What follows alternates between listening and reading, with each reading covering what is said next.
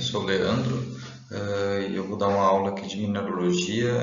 O assunto da aula de hoje é mineralogia química, tá bom? Então vamos começar a aula ali, tá? Bom, então vamos primeiro para uma introdução, tá? Eu vou dar uma lida aqui e aí eu vou explicar isso que eu apontei aqui como importante nesse slide, tá? A composição química mineral é de importância fundamental, pois todas as outras propriedades dependem dela em grande escala. Contudo, essas propriedades dependem não só da composição química, mas também da geometria, do arranjo dos átomos constituintes e da natureza das forças elétricas que os mantêm unidos. Tá? Então aqui, o que esse parágrafo quer dizer? Que a composição química é parte bastante importante das propriedades que a gente vai ver num mineral, né? Só que ela não é a única, as únicas propriedades importantes de um mineral. Então, tu não consegue olhar a partir da composição química e dizer que mineral é aquele ali, tá? E isso está condicionado a uma série de coisas que é o que a gente vai mostrar hoje, que é a questão da mineralogia química, tá?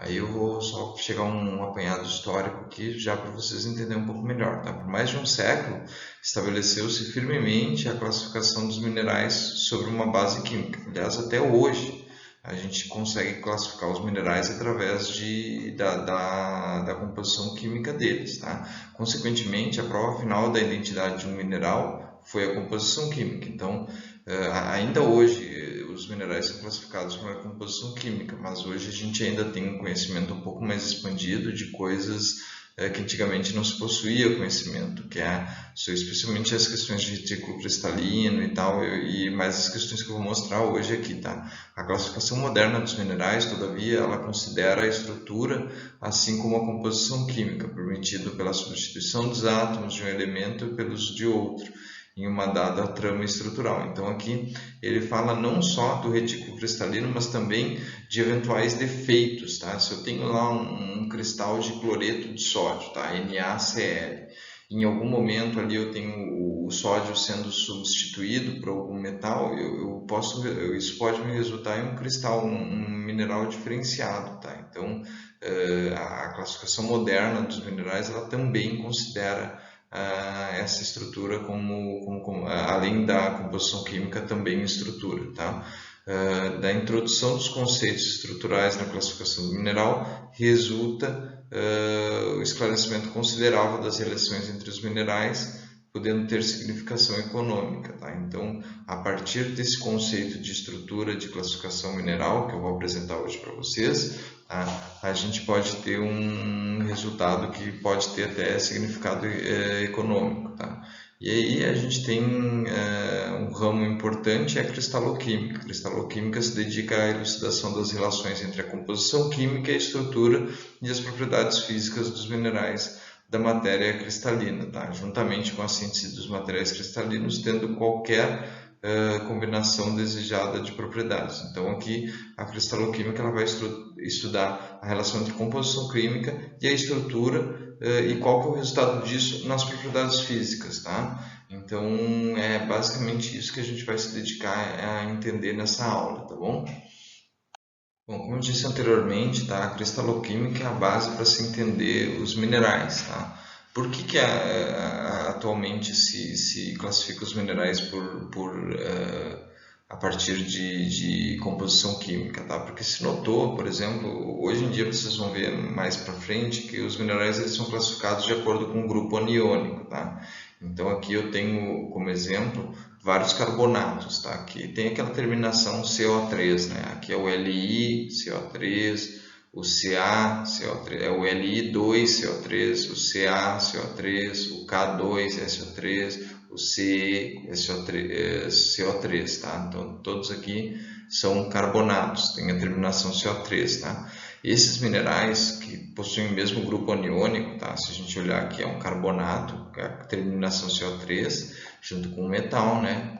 Que é um cátion, tá? E hoje em dia os minerais eles são agrupados através do grupo aniônico, tá? Por quê? Porque esses grupos aniônicos eles possuem semelhanças inegáveis, tá? Então esse carbonato de lítio é bastante semelhante ao carbonato de cálcio, que é bastante semelhante ao carbonato de césio e bastante semelhante ao carbonato de potássio em relação às propriedades físicas. Então começou a se classificar os minerais através desse grupo aniônico, tá?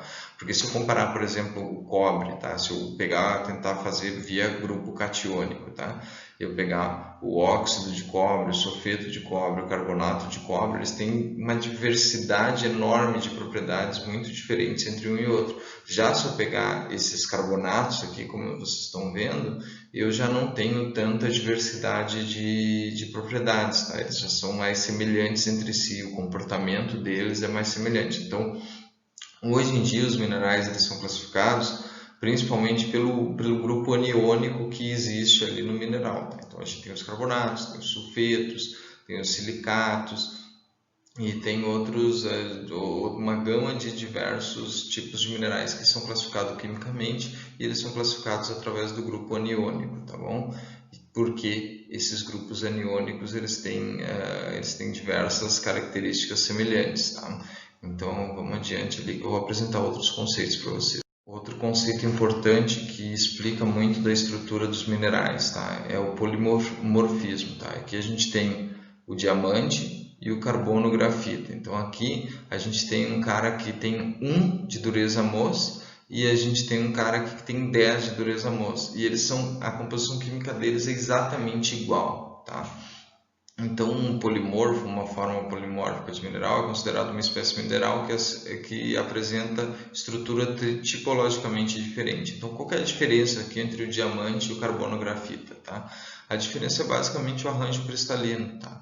O carbono grafita é mais ou menos umas chapas lamelares microscópicas. Já o carbono diamante, tem toda uma estrutura em rede ali que confere a ele uma dureza excelente. Tá? Então, o carbono grafita ele tem lamelas que são fixadas ali por ligações de Van der Waals, depois vocês vão ver que ligações são essas, enquanto o carbono diamante é tudo ligação covalente de carbono com carbono, tá?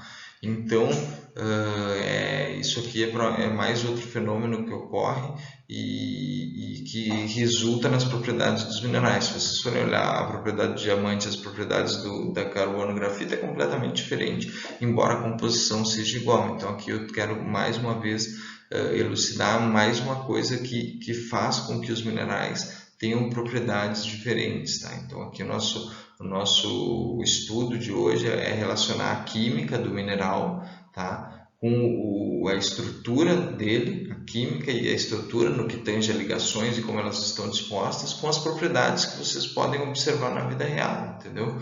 Então é a isso que se dedica a aula de mineralogia química, tá?